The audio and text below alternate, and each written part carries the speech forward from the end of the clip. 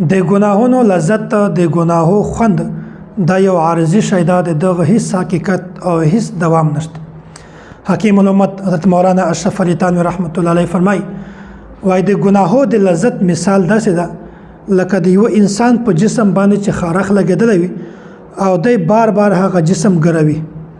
نو دا د جسم ګرولو سره چې کوم لذت انسان ته حاصلېږي دغه لذت عارضي ده، معمولی ده. دا د صحت ول لذت نه، د بیماری ول لذت. نو انسان که چیرته دغه لذت حاصلوي، خوند حاصلوي او جسم ګروي، دا وایي چې زه جسم ګروم، یو وخت په داسې راشي چې دا جسم به زخمی شي، بیا به درد ورته محسوسیږي، تکلیف ورته محسوسیږي، بیا د دغه درد او د تکلیف په مقابله کې هغه لذت بالکل معمولی او حقیر شی ده، دایمي شی نه ده، هیڅ فایده یې نشته. او که چیرته انسان دا وایي چې زه د خارخ نه کوم، جسم نه ګروم، نو معمولی تکلیف په ما باندې تیر شي، زه به دوایي په ولګوم، ملم به په ولګوم او زه به خپل ټیبلټ دوایي به وخورم، نو دا زخم بالکل ټیک شي. هغه نه بعد به انسان هغه لذت قرباني خو یې ورکړه، خو همیشه دپاره به دغه انسان ته صحت میلاو شي. دا مثال د ګناه ده. د ګناه لذت دا بالکل عارضي شی ده.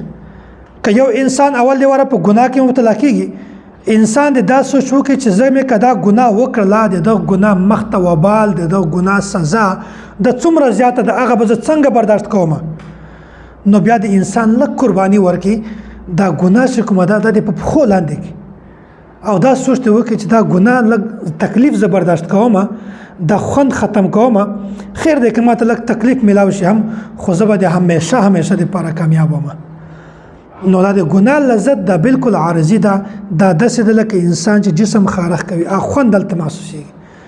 داسې انسان ته په ګناه کې خوند وي، خو ده ته پکار ده چې دی په هغه خپل خواهشات نفس باندې کنټرول وساتي، هغه ګناه نه ځان بچ کړي. همیشه دپاره به دغه انسان کامیاب وي، هلته چې دغه انسان د تقوا والا زندگی اختیار کړي، د ګناه د زندگی نه بچ شي او د تقوا والا زندگی اختیار کړي. انشاءالله دا انسان به همیشه دپاره په دنیا کې هم کامیابی او په آخرت کې به هم کامیابی.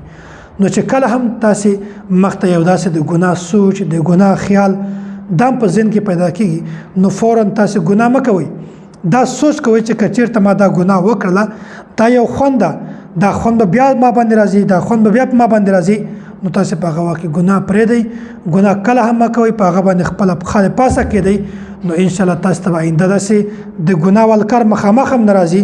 که چیرته تاسو ته راغی، نو د تاسې زندګي به د تقوا والا وي، تاسې به همیشه د ګناه نه ځان بچ کړئ.